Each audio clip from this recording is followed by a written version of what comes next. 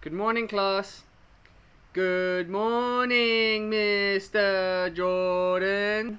For those of you who had to live through that, or who might still live through that. Hey everyone, welcome to today's video. In today's video, we're going to be reviewing mid-length boards and the kind of surfing that's done on a mid-length board. In the previous video, we reviewed a good friend of ours, Speller, who was riding a longboard. And now we're dropping down in size and we're going towards a mid-length. So yeah, so in this video we have another good friend of ours whose house we were actually staying in when we were staying in Lombok. Right now we're in Sumbawa, Lakey Peak. We've come here because it's quiet. There's not many people around except for a lot of bikes, but that's something different. And there's a lot of surf happening here, so we've come to get as much of that as we possibly can and get some good footage. So if you watch the vlogs, look out for that. And if you watch this, I'm sure we'll be tearing into our own videos at some point pretty soon. So without further ado, let's see Dirk paddling in. Now in the last video we touched on having the blinders on, and that's super important. So you'll notice in these videos we'll be repeating ourselves a lot of the time, because a lot of the time they're very simple concepts that people keep making over and over again, and everybody makes the same mistakes. So, well, unless they do it right, then they're not making a mistake. But let's see Dirky here. His awareness is a little bit further up. He does have a cap on, and sometimes if you have that cap or hat on and that peak is quite low, it can also feel like you've got the blinders on. So if you're somebody who struggles to look up, the peripherals, if you can train those, that's great, and that's really going to help with your surfing because it'll just broaden your awareness. So Dirk paddles up and he's getting up and riding here, and same thing as Speller did last week. It's just this final moment of standing up on the surfboard, looking down at the board. And so when Dirk gets up and looks and sees what's going on down the line, he's acting instead of reacting. And again, it's just kind of the same thing. If we zoom in here, he has his hands nice and flat on the board. So just to touch on that, for those people that are just starting out or have been surfing for a little bit and feel like you have a bit of a wobble when you're going to pop up, it could be because your hands aren't flat on the board. Holding onto the rails, you have a lot of water hitting the rail. And number two, when you hold onto something, you tend to favor your strong hand, and so you lean too much to one side. You might try and correct it, and you get into a bit of this wobble. So the best thing to try and do is to make sure your hands are flat underneath your chest when you're popping up, okay? But it seems like Dirk is doing that, so that's good. He's doing that well, and he's up and riding, and now he's changed his awareness from looking down at the board to looking down at the line, and the first thing that he's doing is going to touch the water. And this is how you're starting to initiate your bottom turn. So he touches the water here, and as he touches the water, he brings his left arm, which is his leading arm, across his body. So what that is doing is forcing him to rotate his head, hips, and shoulders, and also forcing him to lean onto his toe rail, which is his inside rail. So he's setting up there.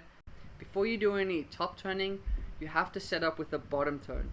The way I like to think about it is, imagine if you're on a bicycle or if you're on a motorbike, and now, so you're going at a specific speed, you can lean over a certain amount. If you go too fast and you start to lean over that same amount and you're going much faster, what can happen is you slide out. And if you're going super slow and you try and lean over that amount, you're just going to topple over. So it's all about speed management. Anyways, back to Dirky's video. So he's unweighted. You can see his arms have lifted up. He's a little bit more extended in the knee. And now he's going to go set up for his first top turn. He leans in and manages to turn the board. He does manage to do a turn. He doesn't fall. But his form here, I would say, is a little bit off. Now, instead of having both hands away from him like this, over the same rail, ideally he would want to be bringing this left hand and bringing it around so that it's facing the white water, rotate his head to face the white water, and then follow through with that trailing hand, that right hand. And what that's going to do is allow him to do a tighter turn at the top of the wave. He has good feet pressure here, so he has really good enough back foot pressure and enough front foot pressure, so he has good amount of pressure on the board. This can't really fault that. Too much back foot pressure and he would slow himself down too much front foot pressure, and he might engage too much of the board in the water, and that would cause him to fall over. And so if you're out there and you're struggling to turn the board, one of the reasons could be that you have too much front pressure towards the front of the board and the nose keeps digging in, and that could be a result of either standing too far forward on the board or not putting enough back foot pressure when you're doing your turns, which is generally unlikely. It's usually when people are standing too far forward that they end up diving the nose under the water. Then another reason why you might not be turning the board super well if you're on a 7-foot board, it's because your body movement is off, and so you're not rotating the hips, you're not rotating the shoulders, arms, or the head. Okay, so every movement in surfing starts with looking, so that's rotating the head, shoulders, body, hips, and then that translates into the feet and into what the board's going to do. Plus you're leaning on the heels or leaning on the toes, okay, depending on which rail you're engaging. That's pretty much it. If you have too much weight to the front of the board, it can be harder to turn the board, so weight on the back foot or weight on the back of the board engages the fins and helps you turn a little better. If you watched the last video, just touching back to that again, we spoke about how hard it is to turn a longboard because it's so much board and how much back foot pressure you need. Again, with a minimal compared to a short board, or with a mid-length board compared to a short board, you still need to put a lot more back foot pressure than you would on a short board if you had to transition to a minimal, or for those people who are surfing minimals and trying to surf the board like a short board. It's quite difficult. It's still much bigger. So that's pretty much it with that.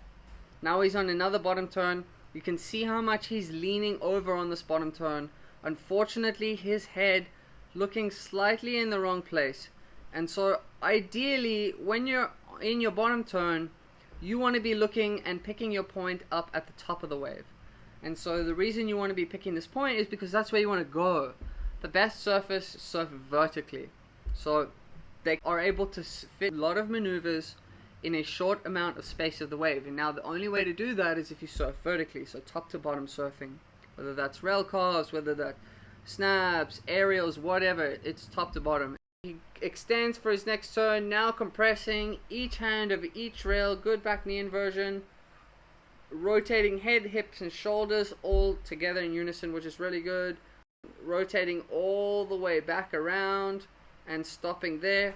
Ideally, he could have kept going, so he could have kept going up to the whitewater. That would have been more technical, but because he had a bigger degree of change of board. But in this case, he did a really good job to turn anyways. Kept each hand over each rail, has rotated his chest and his shoulders back to the beach. And that's really, really good. A lot of people get stuck here and they don't rotate their chest, head, and shoulders back to the beach. And so they end up not doing as good of a turn, and sometimes falling over because they haven't done that rotation. Like Dirk did in his first turn, he didn't do the rotation, but now much better rotation. And last bottom turn, and up and off over the wave. The last thing that I'll say about this wave is that he is surfing a little bit away from the whitewater. Now, when he's finished his turns, ideally, when he finishes his turns, he wants to be finishing at the whitewater, because that's where you're going to get the push from the wave to be able to do your next turn. And that's more critical surfing in the pocket. So yeah, so that's all I have to say about Dirk. Surfing super well.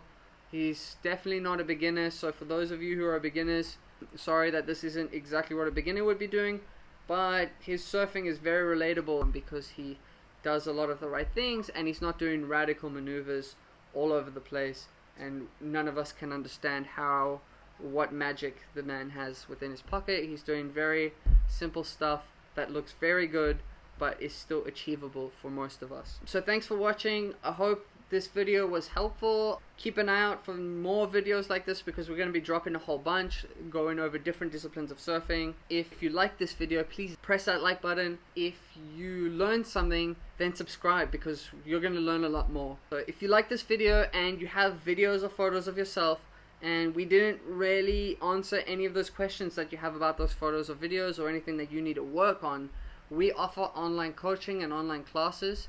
So check out www.independentsurfer.com, link in the description below, and book a class with us, and we'll definitely be able to help you out, whether you're a beginner, intermediate, and even an advanced surfer. We'll be able to go over these videos for you and help you figure out what it is you need to work on. And if you want to take it further, we can help you with a whole bunch of things. We also offer online classes, so if you're interested in subjects like understanding the lineup, if you struggle with crowded environments, check out that class, because it's really good. And if you are interested in understanding more about the ocean and about waves and geography, weather, it's stuff, we also offer an online class called Surf Science, so that's also a great one. And yeah, just check out our website, and if you're interested in any of that stuff, book with us, and we'll see you next time.